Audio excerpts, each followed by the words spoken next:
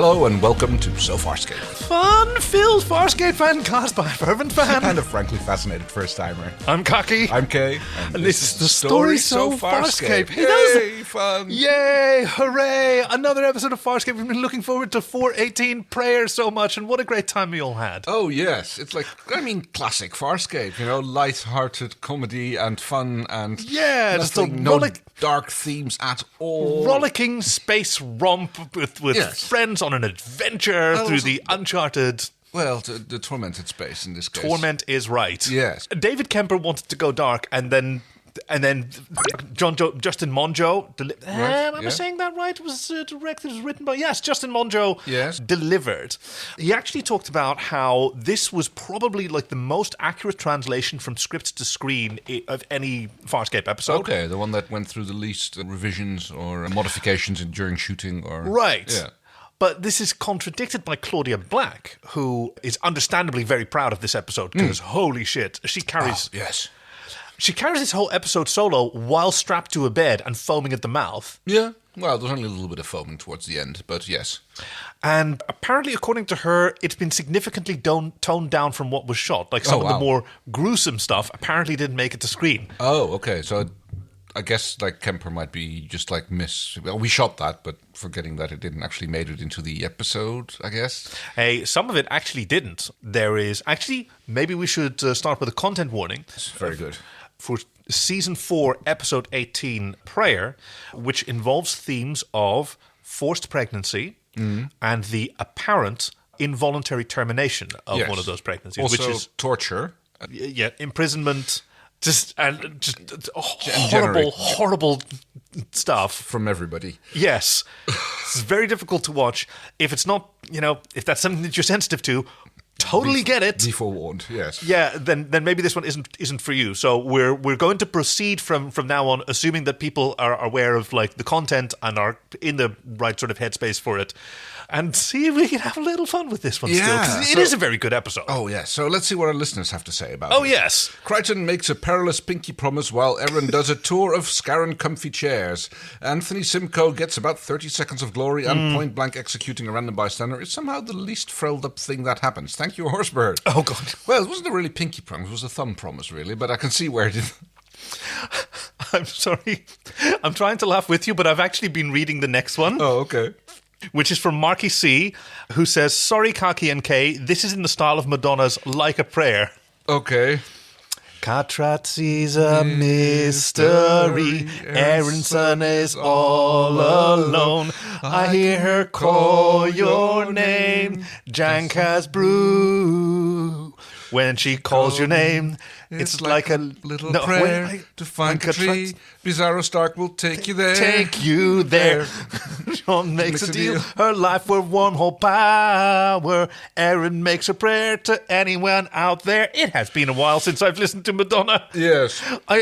Do you also have the thing just right now where we're so busy trying to remember the melody that you actually don't remember any of those words? Yes. Well, I could have probably sung it better if I used the original words and then used that melody to... The mystery. Yes. Because the singing the original words helps you with the melody, whereas once you have the melody, you can put the new words to it. But yes, thank you.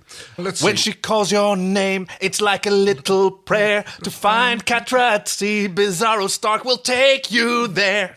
Makes a deal. Her life for wormhole power. Cough. Go ahead. I'll edit it out. Or maybe I'll leave it in because it's funny now. Okay. All right. Any further ones I will edit out. Fair. The show that keeps hurting you decides to change the pace by punching you as hard as it can. Yeah. Road trips offer a little reprieve, but the show reminds us that our leads can act their multi-dimensional pants off. Yeah. Look, you try making a joke about this one. Thank you, Mark Nixon. Yeah. We're going to spend the next X number of minutes valiantly trying. I can think of at least one. There is a sort of sexy bit coming in. Listen, Crichton and Scorpius make a tasty Scarran blood vow. Yeah, that's the one I think we can make jokes about. Oh, yes. And then take a road trip down a wormhole to alternate reality Moya to find Starkozu.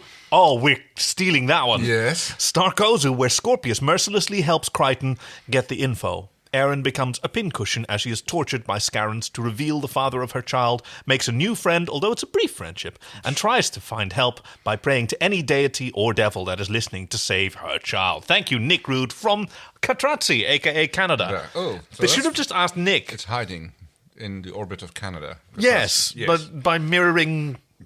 Or something like that. Yeah. Does Canada have an antipode?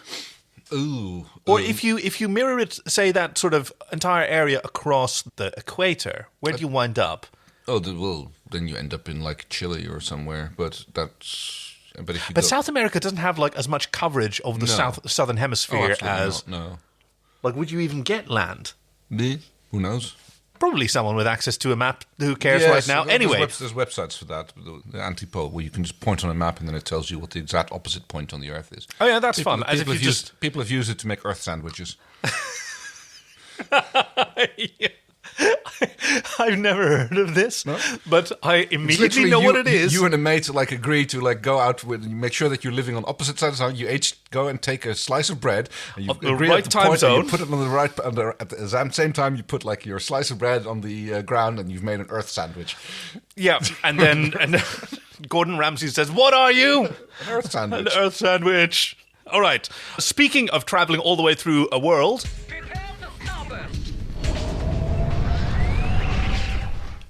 We opened with another very succinct recap of what you need to know to follow this episode. Which, if you haven't watched this season, is just got to be absolutely bananas. Because there's the iceberg over the wormhole pond. Yeah. There's Einstein. There's the various sort of species-swapped or character-swapped characters. Oh, hey, on the Farscape Encyclopedia project, they do a really interesting thing where they do, like, the character who's portraying it, ! The character that they are. So Sikozu, ! Stark. Right, and is that some convention that you know? Like, what does the ! Separator mean? No idea. So okay. it's Aeryn ! Chiana. Chiana, yes, exactly. Right, yes, a convention that started with, I think, out of their minds to sort of describe. Right. Yes. Who was on screen? Who were we seeing? Yes. And who were they actually? I mean, it's interesting that they picked the character name and not the actor name, but well, because the characters have swapped. Right. I suppose. Yeah. Right, and the actors happen to be portraying the physical appearance that we recognize of a certain well, it's like character. I said, like they got thrown in the blender and things got messed around. So we've got Starkozu, we've got Chiana, like Aeryn, Chiana. Yeah. Okay. What do we do with Jewel? Jewel go? I don't know. It's complicated. Yes, okay. But it ends with, yes, we get to hear John talk to Scorpy and make his deal with him. This was Scorpius' endgame, wasn't it? I don't think so. You don't think so? No. It was great how he just lied there and kind of like his eyes open a tiny little crack, and he's like, okay, like we said, like a fish nibbling on the line. He's like, okay, let's not like jump at this too soon. Let him come. Let's see where he's. Let's see where he's going to. Let's let it all out, and now we have a deal. Oh, but like. I'm really excited about this sort of as a fan because I'm coming back to it, having not watched it in ages, and this is kind of what I'm feeling. I think John was trying really, really hard, obviously, to pretend to Scorpius that Aeryn didn't mean anything to him. I kind of think that Scorpius never bought it for a second. Yeah. That from the start, he was just hanging out there, hey, sooner or later, something's going to happen to Aeryn, and John's going to come crawling to me. I mean, I wouldn't put it beyond him, but it seems like an awfully long game to be playing, which might not ever play out. Yeah, that's true. Yeah, and he did kind of have to leave because the commander was after him. Oh, yeah, absolutely. So he didn't have much choice in the way. It's just he hasn't done that much. No, true. I mean, he's been kind of having his little tryst with Sikozu, but that's kept him busy. Yes. Speaking of keeping busy... Yes. Aeryn is on a prisoner ship, and she is, I thought, first she was, telling stories. So it's kind of shot in a way that it looks like you get a shot of her through the bars of her cell. Again, massive gaps between the cell bars, same as on Moya. Yeah. And it's shot in a way that she might actually be talking to a cellmate and telling her a story. Yeah. But because it's a little bit of background about Salvation deities, I suppose. Yeah, a little bit of Salvation mythology is what you hear here. Sebaceans used to have a god. Well, mythology is right. Sebaceans used to have a god, Djancaz-Bru. I think it's spelled with Djancaz, but she says Djancaz-Bru, who was worshipped by 6 worlds, and they built temples for her and conquered planets. And then Djancaz-Bru still toasted those planets and killed all of her followers. And so the last warrior, lay dying, asks, Why? Why? Because I can. Yeah. Because I can. Sorry. Little So out of Rouge flashback there. Oh, a bit of levity in an otherwise very grim episode. Out of all the things that have ever happened to Aeryn, now is the time she tries praying. Because this is what occurs to her. She's asking, okay, there's one god that I know of who may be sort of Sebacean related. Yes.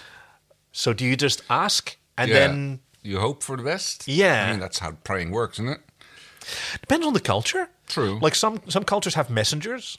You know, Papa Elegba among the Loa. You need to be talked to get the message across to the gods. The actual gods or spirits or... Yeah. And then you have like story worlds where, theology is a practical science, not a because there's applied theology. We know that gods exist, and we know that if you say the right things and make the right offerings, they will help you. So yes, it's a practical science. They must still also have like theoretical theology. Oh, where it's figuring out new formulas. And... Right. So quick little walk and talk with John and Scorpius. Where Scorpius missed these. If I help with this insanity, and we do get Aeryn back, you will tell me all you know about wormholes. Every equation. Every formula. Everything. You're really going to tell me everything, right? Like, he's kind of like making sure that he's got the terms and conditions right. Yep. Which is not petty. No, absolutely not. Because I think it's because he knows that John is an honourable person. Yes. I do think so, yeah. And so by making this explicit... he avoids any, or he prevents any sort of dissembling on. He literally asks him, like, you'll tell me everything. All the formulas, everything you know. That one bothered me a little. Every equation, every formula. What's the difference? And what does formulas have to do with physics? Yeah. A formula is generally a formulation, right? And otherwise, in some languages we say formula. In Dutch we say formule when we actually mean, when we would say equation in English. Yes. But, okay, he's being very specific. And then he pricks John's finger and sucks it. And stares him right in the eye. He makes it very sensual. Like, he really goes... Tongue out. And John's just sort horrified, yes. Okay, well, I don't know. Maybe... Then we learned that Scorpius has been on the Nostromo. Because I noticed that too. His blood is the colour of, let's be PG and call it milk, watery milk. Right, yes. And it drips really fast. It's very thin and drips pretty fast. Uh-huh. And, like, Hans holds his thumb in front of John, like, dripping blood, and, like, now it's your turn. Yeah. Just have a little taste. And just John catches a drop on his tongue, and it's Scorpius does another slurp. Yeah. I was kind of like wondering if there was going to be like a acid blood moment, or maybe super spicy, where John suddenly goes like, "Oh my god, that would be hilarious!" He's like John acting the rest of the scene like he's just swallowed a habanero pepper or something. Oh. He's not that spicy. No, but I think it would have been funny. So, back to Aeryn. Yeah, this episode could have used a lot more funny, couldn't it? It could have. And I think it's our solemn duty to interject that wherever we can. I'm with you, bud. Sorry, I'm just staring at the thumb-sucking gifs. Yes. Those are... Wow, Wayne Pygram. He knows how to play it up. Now, Aaron's definitely praying. First time around, she was, like, telling a story. Yeah. Now she's praying. Now she is asking for help, guidance, deliverance, whatever you want. A sign that he's coming for me. That was it, yes. Because she believes in John. John's going to come rescue her. But instead, we get a Scarran and a Sebacean nurse. Yeah, another, as Dave Ailshire calls them, brain Scarran. Yes. We've seen one male before. That male was in disguise as one of those sexy robots. Mm-hmm. So now we get to see them like in their full glory, in the sort of standard. They seem a lot more humanoid. Still very tall. Yes. And with an interesting headdress. It always kind of reminded me of like birds almost. Oh, I can see what you mean. They're a little bit Vulcanish, I suppose, in a way. Vulcanish? How'd you put... I don't know. I guess it's the eyebrows. You know. Oh wow. Yeah. Okay. Generous. Yeah. Well, they're eyebrow ridges more likely. There's no hair on them. There is the judgmental frown that we associate with a lot of Vulcan characters on Star Trek. That's probably it. And he starts deploying his heat ray to Aeryn. Yes. To get information. Which she refuses, but while flanked, and we go to the credits and then we come back, flanked by a Sebaceanoid woman who turns out to be Sebacean. Yes. Who's got this weird little control stick which tells her just exactly how much heat Aeryn is taking. How much death is how long she can happening. Keep going. And she's kind of looking at her PK meter there. Oh, PK meter. Hey! See, Mark, we can find jokes if we do our best. We just take our time. And, just basically tell her. Okay, I like that joke, actually. It's not just rhetorical. But yeah, the Scarran is called Captain Jennick. Uh-huh. And is the captain of what Moya pretends to be a Scarran freighter. They're just on a regular sort of freighter, which is apparently how Scarrans do a lot of their interrogating, moving prisoners around. Seems to make sense. I mean, yeah, it's a great way to avoid escape, rescue. Yeah. They're not going anywhere. You can take them wherever they need to go. And apparently it's quite common that they are marked DIT, died in transit. Once again, wondering how acronyms work for translated microbes. Yeah. But okay, and the captain is kind of resistant to the nurse's pleas to stop. Right, because he's going they should be able to take much more than this. I'm using no more force than usual. This won't harm her. Yeah. And then it's a mystery why it's taken so long. Meanwhile, on Moya, another walk and talk, which I have missed. And this time it's Dargo and Chi flanking John, trying to talk him out of this plan. Going to the wormhole. Yeah, because when has that ever worked? Well, and they're basically asking him on whether or not it's going to be okay and whether he can, get to the right place. No, I got this hum in my head like a whale. A whale? What's a whale? You know what a fish is? Fish. Yeah, that, but big. And I mean, just a very small budong. Yeah. A little water budong. Yeah. Did you get that? Yeah. And then also, very emotionally developed and very caring family structures and beautiful songs. Mm. And a Scorpius is there. You can't go with Feckface. He'll screw you, and then he'll betray you. Should we do the Mintaka thing again and follow one plot line and then the other? Fair. It'll make things easier. Let's stick with... Because I don't think there's really any sort of thematic correlation between what's happening, except that they still follow, the 5-act structure of television. Right, yes. But yeah, this is all about, they don't trust Scorpius. Not even slightly, no. And they don't trust John when he gets obsessed. Very clever. They're catching on. But John is obsessed in this case about Aeryn, and they know not to get in the way. And they also know that they have no right to object, considering what everyone has sacrificed or has risked everybody else for people that they love, and they don't begrudge one another that anymore. Yep. And now there's Neri, Jothi. Yep. John loads Scorpius into the module. They ask, okay, why is he coming along? And John and I have an agreement. What The agreement? details are confidential. Yes, need to know basis. You don't need to know. And there is a jump through the wormhole. Yes, which is a little bit unstable. And John goes, well, that's bad news, but goes in anyway. Yep, and just basically feels his way through the wormhole.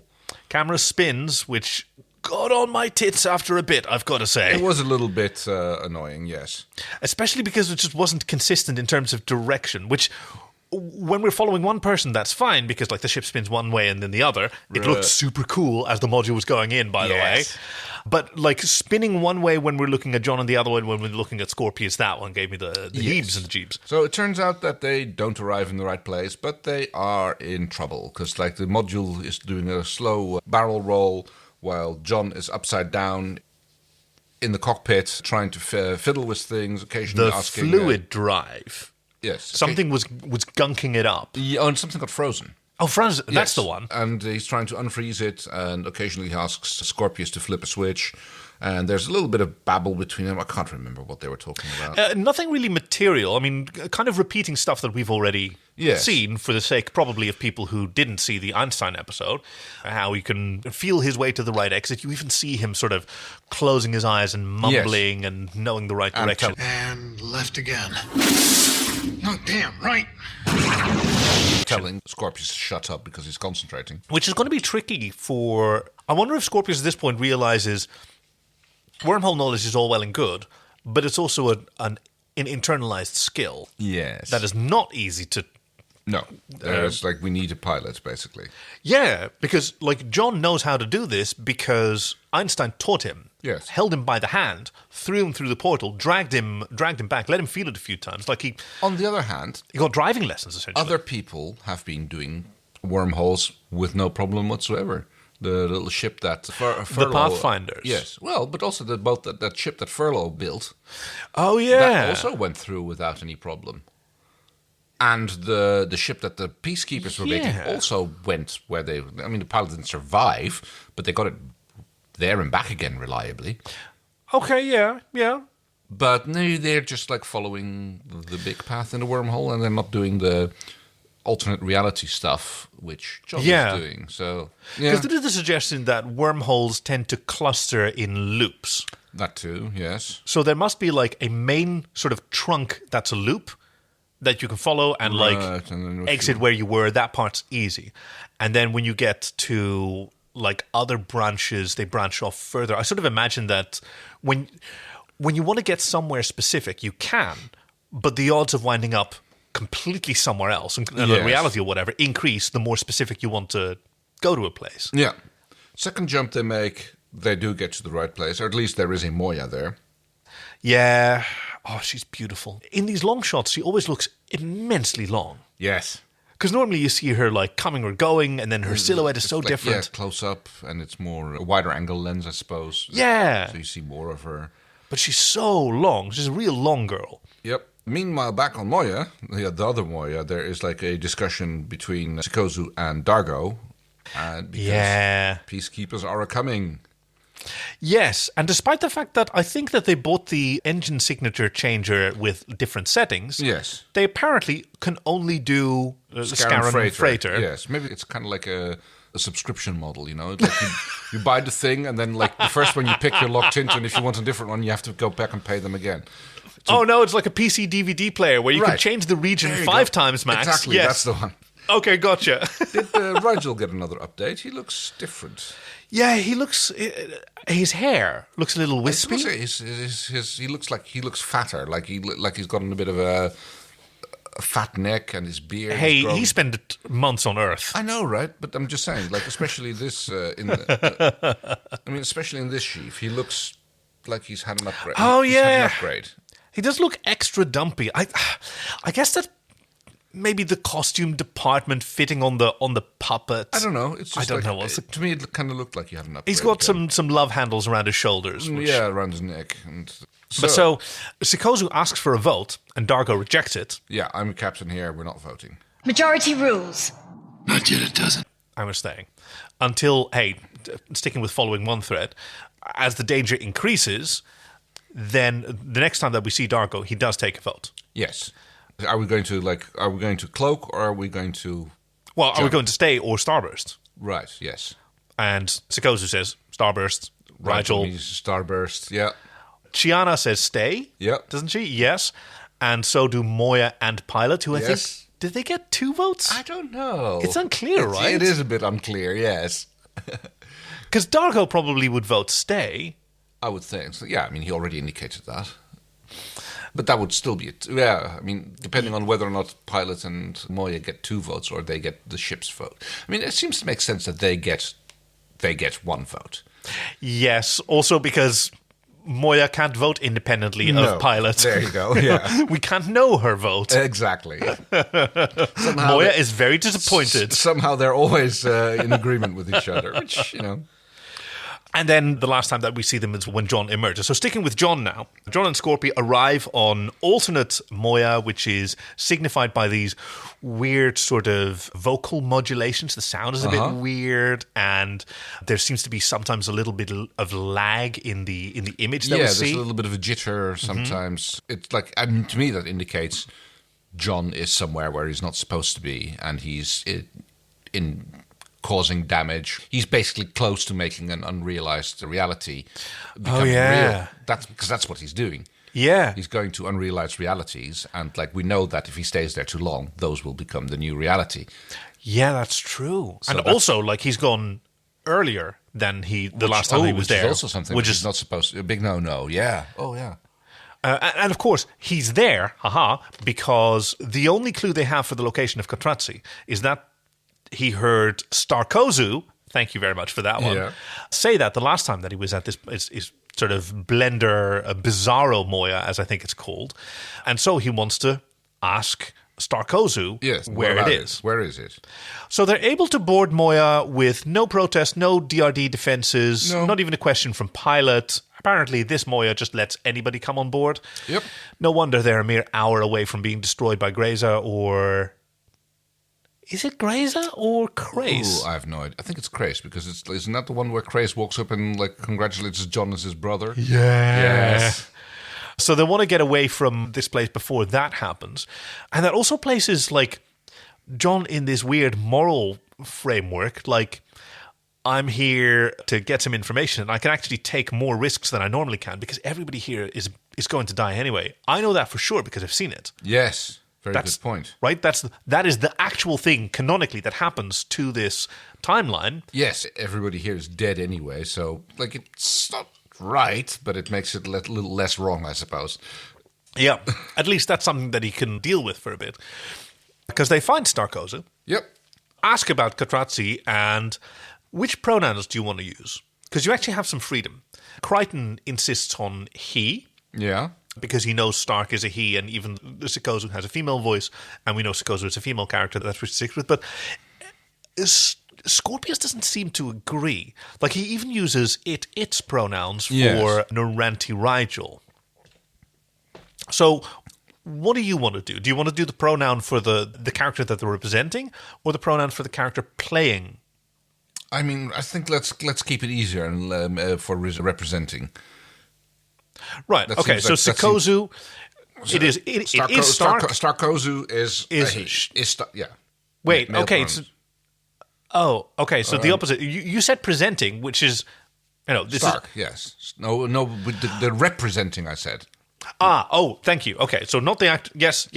Understood. Okay, so Stark, he, him. So original genders for the character, not for the exactly, because we don't know better than exactly. the same one. So Dargo as Jewel, she, her. Yeah, understood. Right. So immediately, Scorpius goes like, "Okay, we're here for this thing to happen." The Katratzi business says, I don't know. The information that I have in the Stykera state, I forget when I'm outside of it. So so you only remember when you're crossing someone over. I'll be right back, says Scorpius.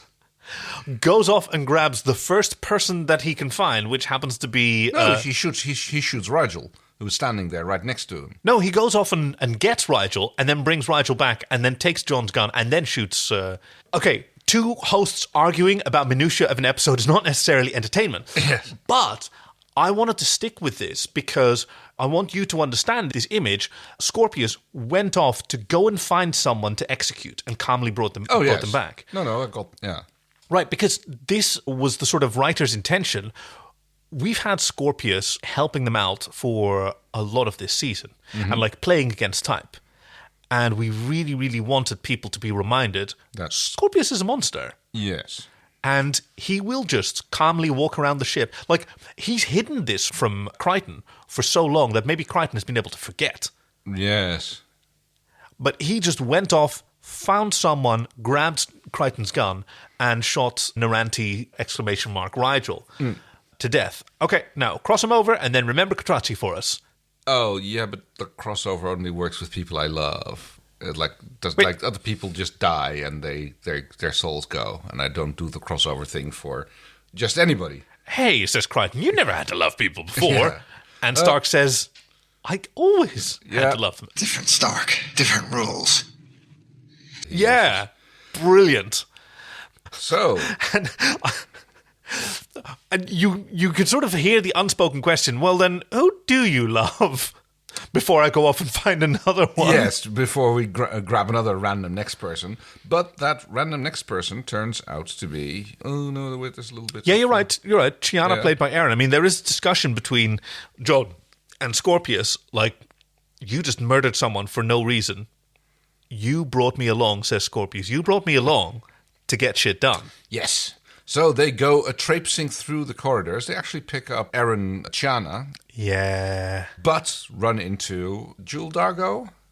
Is it? Oh, yes, you're right. Yes. She's there, again, just for no reason. Standing there in the corridor, despite... I mean, I call it cleaverage, but it's not really cleaverage. It's more like a... I don't know, a strapless evening gown, which is like holding up a significant bust. Under the... I know that the joke that you want to make is gownless evening straps. I know, but it's like really not appropriate for this one. No, but Jewel has always had like fantastic sort of corset dresses. Oh, fantastic. Yeah, no, absolutely. But this time with the nose plate from Dargo. And her beautiful hair. Yes, but also in the fact that rather than the Djancaz, she kind of like have more like a dwarfish moustache braid from the same kind of hair that her red hair has. Oh, you're right. She doesn't have Djancaz. No, but she has the same sort of ringlets. Right, yes. Like that's massive moustache brilliant. which is hanging down. See, Anthony Simcoe did get more to do than just being the captain and decisive. That's not Simcoe. That's like the actress playing Jewel who plays that. Or is that Simcoe? Look, you thought that... Did you honestly think that Tammy McIntosh was playing... I wasn't sure. I mean... Oh, bless!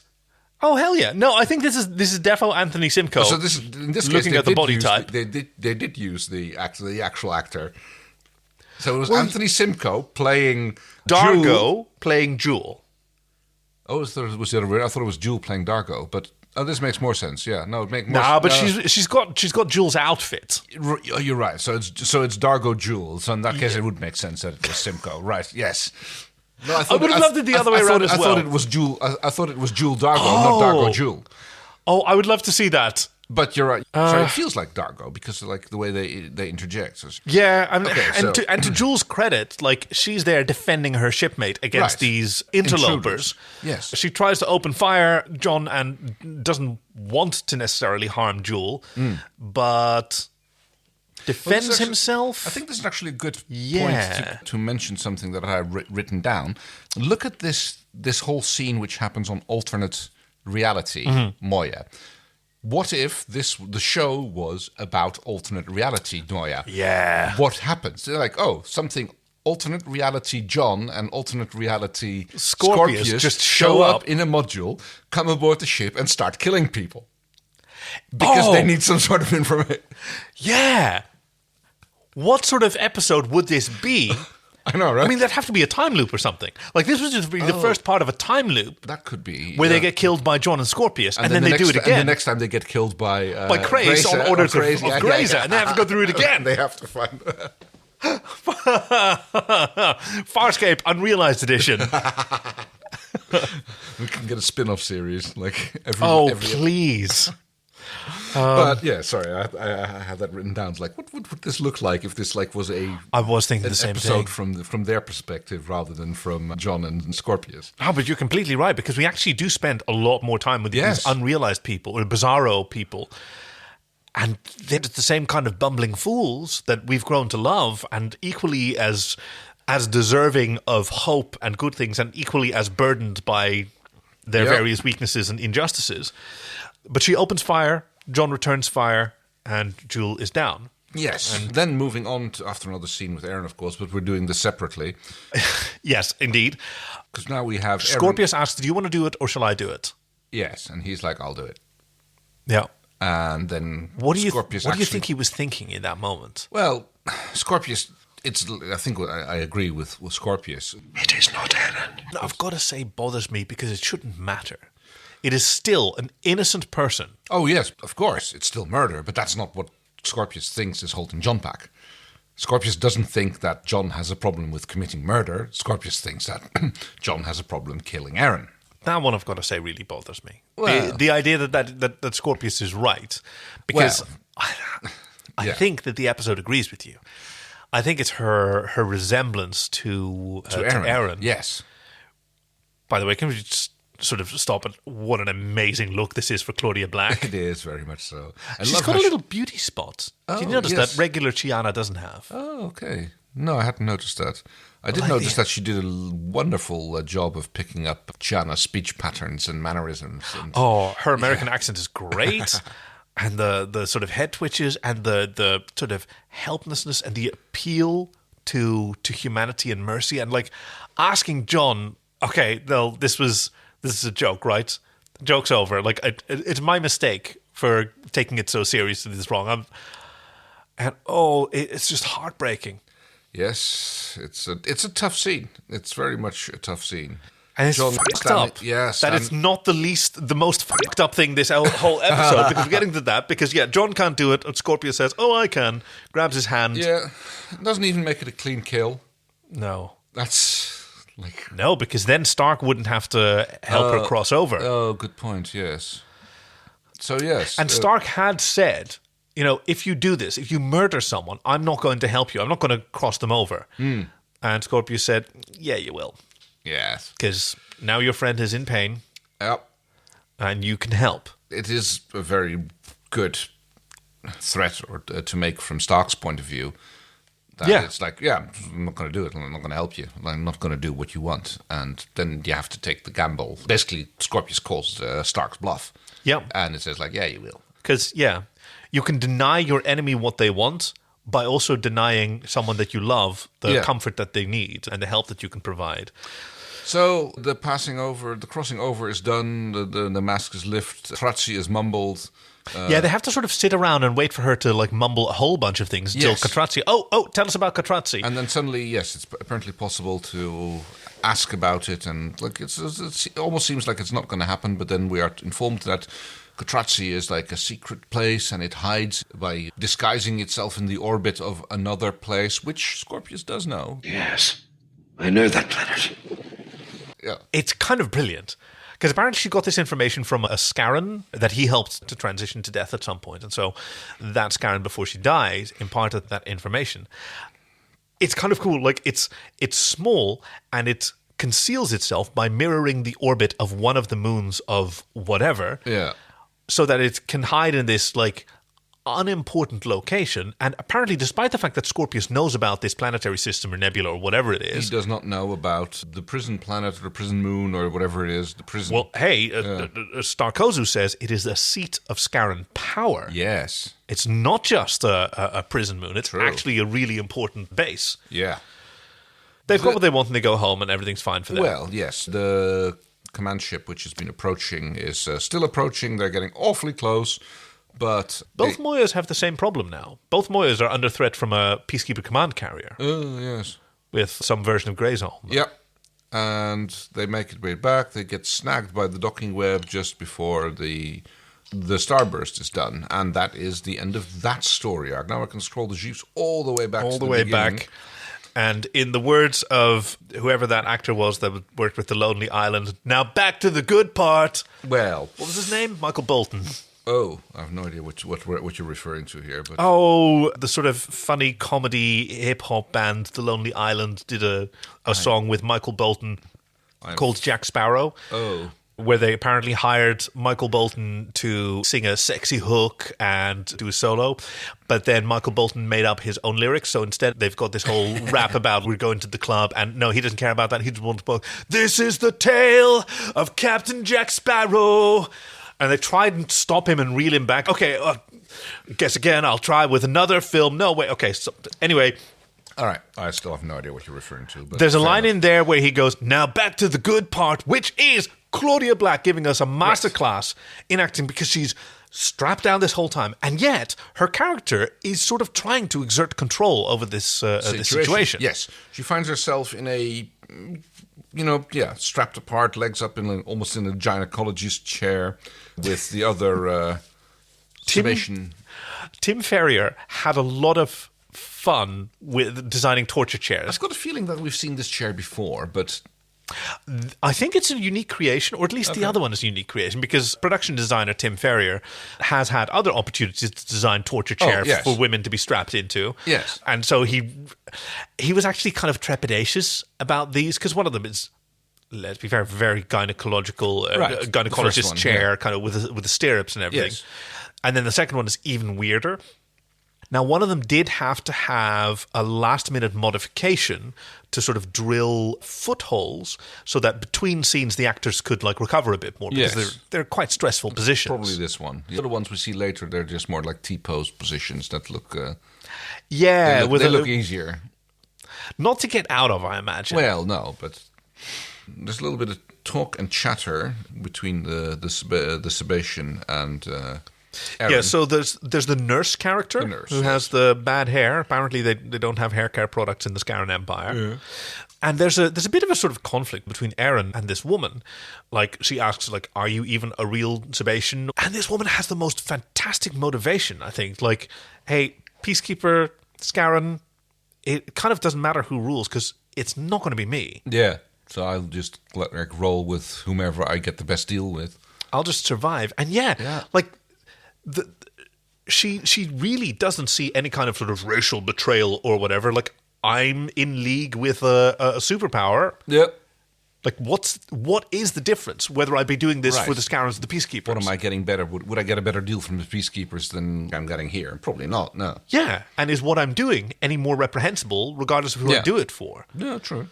Which, to Erin's credit, she sort of gives up on. She doesn't go with the sort of dogmatism. There's a little bit more heat torture, and I think it is soon afterwards that the nurse realizes why the heat torture isn't working the way it should. She's with child. Because after the first bout of heat torture, the second bout of heat torture, then she was just managed to pull you back from the brink of heat. Delirium. Yeah.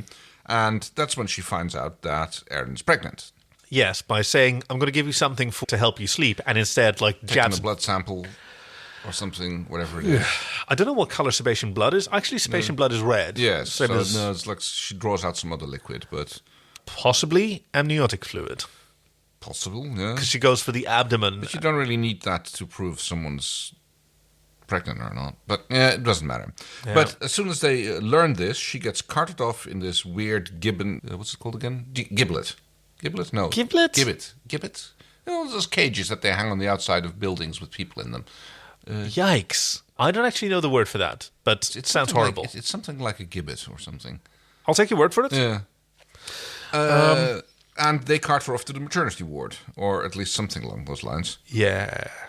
There are several other... Women?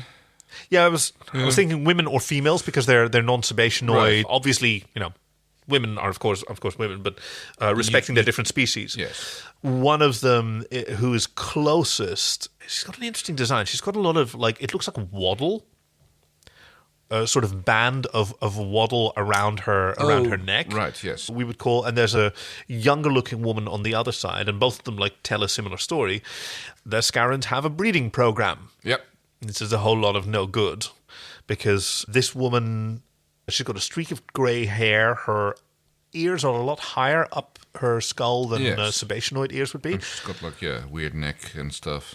And she says, and I'm actually going to say it in sort of a mocking voice, because it turns out that she's a liar. Yeah. And therefore we don't have to worry too much about what happens to her, because she's the evil, evil liar. Yeah. So, I've been pregnant 6 times. Oh, no, sorry, I actually can't do it. I meant to sort of mock her, and I just can't do it because it's a horrible situation. Yes, she says that she's been pregnant 6 times, 3 of them which have survived, and they were beautiful babies. And she's clearly, as well, it turns out she is a plant. She is the other prisoner who is supposed to gain sympathy of the actual target and help get the information that they want. Did you clock into that? Did you suspect her? Kind of seemed a bit weird, yeah. I mean, hey, either answer is fine. I was into it. I was completely into her. The second time around, of course, this time I've done my research, and I remember, because her name is Morok. Uh-huh. But the first time around, I was definitely on Team Morok, and then having a suicide pact in the end. I mean, it seemed a bit weird. I mean, for the first time around, I was Oh, so then she suddenly shows a handful of pills, whereas she's like literally got Yes. arm binders, restraints, and like yes, they've been T-post for submission. They've been giving me pills to But I've sleep palmed in, them. but I've palmed them, and she's got Despite the them in fact her that I hands. can't touch my mouth. I know, right? And then later on in the episode, she's suddenly standing next to Aeryn. Yeah, and like how Leia did from you get-" Thumb Wars Right. going, I escaped somehow. Well, yeah, I watched them do the codes, but like, I mean, can you even reach the codes if you're Yeah. it's a stupid design if you're in a so I wouldn't say that I suspected it, but I'll say that I wasn't at all surprised that turned out that she was a The Farscape traditions would have allowed you to forgive all of that, because in Farscape tradition, you can discuss your plan of escape in front of the guards who are trying Fair. to prevent you Fair. escape. So, but what we see is quite brutal, and once again, repeating that content warning, we see a scene that was cut from the UK broadcast. Okay. And was a great surprise to UK viewers when they bought the DVDs, where we actually witness what appears to be the in utero murdering of an unborn child. right, yes, by the Scarran. Yeah, by Captain Jennick. And for whatever reason, like his heat beam is now also an X-ray beam into Yes. this alien woman, into Morok's uterus, where we see the fetus and we witness the fetus dying. It is gruesome. It was tremendous fun for the creature shop, of course. Like we can do this amazing stuff because they like their horror. Of course. Right, it's part of the fantasy and the thrill. Like, how gross can we make it? How visceral can we make people feel and like appreciate the artistry of what we're doing? Ben Browder was not particularly happy with it, nor was David Kemper.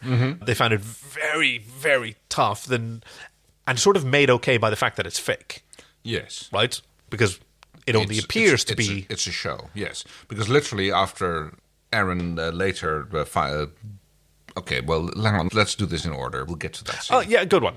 So there's various discussions about what's going on while they are trying to glean the information from Aeryn. Specifically who the father is, because the fetal DNA has some weird, unfamiliar traits. And if it turns out that it's John's, then they can like gain all the information that he has about wormholes from the fetal DNA memory, sac banks, whatever. Bullshit. Yep.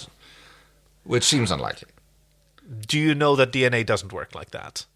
This is the. I mean, yeah, That's a stupid question. Sorry, I'm just like I'm not likely to dismiss things like that. But that's nonsense. That's a nonsense question. Sorry. It's not because it only means like, okay, if we know that there is no storage space on a DNA molecule to store learned memories, right? If we happened to know that was completely impossible, then the idea of genetically transferred memory would be an absurd science fiction concoction, which is, of course, is what it is. As far as we know, it's like it is. But as people who are, who try to be informed of these things a little bit, as much as regular people are, because we're curious about things. Do we know that deoxyribonucleic acid cannot and does not store learned memories or anything that the parent wasn't born with? Because we also had in DNA Mad Scientist, we know for a Namtar. fact it doesn't work for physical things. Physical things, how do you mean? Well, okay, one of the early on experiments about genetics were like, I'm just like going to cut a bunch of mice, the tails off. And it turns out that after they breed after that, then the mice that are born after that have full tails. Yes, so clearly there's no physical memory for genetics. Injuries are not memories. No, it's true. It's true. And also, this would also be limited to the moment of gestation. And maybe a few days before even. It's like whenever the spermatozoid is produced, at which point the DNA memory would be implanted, and like nothing from after that moment could be. Yes. See, that is something that kind of bothered me in Dune with Other Memory by the Bene Gesserit. Where Bene Gesserit women can access through an incredibly difficult process the memories of their maternal ancestors up to the moment of each one's birth, which is a fantastic concept, of course. But I do believe that the case is that human women produce all of their ova for an entire lifetime during puberty, which are then stored. Oh, yes, good point. And then released. So yes. What gets written in up until the moment of birth? Like, yes. In fact, what you should then probably have is a sequence of like everyone's memory up until they were 13, Ish, yes. which does That not sounds seem about like a right. basis for power. Not particularly useful. No, I get that. Regardless of what we think yeah. about it. Oh, Aeryn gets drugs. Aeryn gets a lot of drugs. And then she gets some more. And she gets stabbed constantly in this episode. Yeah. By this, like, really big auto-injector It's type. so huge. It's enormous. It injects insane amounts of fluid into her as well. yeah, that bubble. They sort of gurgle their way down. Like, that is... Well, no, that's just air being pumped in. yeah, it's... I mean, wait. that's how it works. Like Oh. you screw the bottle in upside down, and then you pump air into the bottle, and that pushes the liquid out. But that's Yes, but you don't it's kinda pump like it through the liquid. It's kind of like the water cooler effect, you know. But you don't pump the air through the liquid No, I and suppose- creating I lots of suppose- little I suppose bubbles not. for I everyone suppose to not. enjoy on the way down. But yes, because the information is not forthcoming. Because she keeps talking about other men that she slept with. Because, of course, she's a hot-blooded peacekeeper woman. Yes, she- prone to recreation. Yeah, perfectly normal. The first one she summons is Velarek. Yes. Hey, we remember him. Yeah. That doesn't last very long. Good old Velarek, yeah. And there's some weird style of flashbacks. It's Yeah. like just really black and white scenes. And then with inverting. super contrasted, inverted. Really hard to watch. I'm pretty sure that was all done to conceal the identity of Lechna. Right. Because that's who she says the child belongs to. It's Lechner's, not Crichton's. How many times do I have to tell you? I knew Lechner before I went on to Moya. She talks about during this period when she was away from Moya, when she was an Yes. assassin, that she reconnected with an officer that she knew. And that she, like, you completely forgot about John. It's like, oh, John was never on. I never even loved. No, that's the other plan. That's Yeah. the second plot. Second plot is like, oh, I just faked it. I'm just like an informant. I'm just trying to get this information on from John, and I never loved him. And I'm just. Yep. And that's her second line of defense. I was on Moya to watch Crichton, and as soon as I left, I went straight back to Lechner. Did you buy it at all, Lechna? Hey, this is fair. Yeah, Lechna. Yeah. Yes, Lechna more than never loved John. Right, yes. Because, like, we've watched... Lechna could have been possible, although unlikely that she completely forgot about John during the time. You don't have to completely forget about someone that but you love in order to... that's what she says. Yeah, that's true. That's I mean, how many other women have we seen John kiss or father a child with, knowingly or unknowingly? well, 2, 1. The princess. Look at the princess. Yeah, Like, which, you know, technically that was done without... Or no, not technically. That was done without his consent, obviously. No, true. But he did kiss her first. He did Yes. kiss a lot of women on that planet. I mean, a lot of kissing was a very kissing episode. You know, Yeah, he's that's a what- kissy that, boy. That came with the whole tongue, The taste. the taste drug thingy to see if PK Tech Girl yeah. as well. Oh, The- yes. The kisses on the eyebrows. Right, Actually, that yeah. comes back up. When Aeryn says, oh no, I have dozens of embryos inside me. Oh yeah. PK Trout Girl, that's what they used to call me. Good on you, Aeryn. Yeah. But Don't, they can only be stored for up to 7 arns, I believe they said. 7 cycles is a lot of time. cycles, yes, not arns, yeah. And Lechna is where she sticks with the longest time. We see a lot of flashbacks to what is supposedly Lechna and turns out to just be John. Yes, She's- when she finally gives in, when she finally succumbs to the torture, you can see the same shot again of Lechna, but now as she spins around and the picture desaturizes or saturizes, Yep. it turns out that it's John. She's And- just remembering the last Yes. time that they were happy and kissed Yes, it's the shot where they, like, John just Banged. admitted to her that he had only been lying to her to keep their relationship from Scorpius. And yes, she does, in fact, spill the beans, so to speak. And we see the last scene with Morok, who I have escaped somehow, and offers her the sleeping pills, which I Let's guess... take them together. We'll have a little girly suicide pact here. See, that one, you know, originally I kind of bought this idea because she says, I've been palming this, and Aeryn asks, hey, why didn't you take them before to escape this terror? Yeah, I couldn't do it. yeah, And I, like, can we do it together? yeah. Which I can totally kind of get and imagine. No, absolutely. And Morok even says, thank you. Right? Thank you for doing this with me, for going together. I'm like, aren't you worried about your child, though? Yes. And who is the dad? I'm like, is I've he had chance. Crichton's? Yeah. She breaks after the scene. The scene comes first. Yeah. Yeah. And they're swallowing these little green frog pills or something. Having these And little mints. Aeryn doesn't buy it. She grabs onto the other woman by the throat, which is impressive. And then gets like, Powerful okay, grip. have you ever even had children? Have you even had one child? Tell me the truth. Yeah, I'm going to admit that no, she didn't. And then she just snaps her neck. Good. Then I orphan no one. Because he was going to kill her either way. Oh, yeah. But then, okay, at least I don't have to worry about it. Wow. No. So it is actually that the admittance was before that. This was just like trying to confirm it, I guess. Yeah. And then she gets thrown back into the cell. And now she is given up praying to the summation god. And she's like, all right, that didn't work. Who else you got? Anybody else out there who's willing to listen?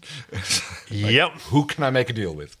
It's like anybody, I'm up here, I'm up for grabs. Like any deity who's out there who's willing to cut me a deal, I'm here. Yep. Which winds Aeryn up where John was in the last episode. Oh, yes. Right? Making a deal with the devil. Yes. Oh, man, this is like shivers. What an episode.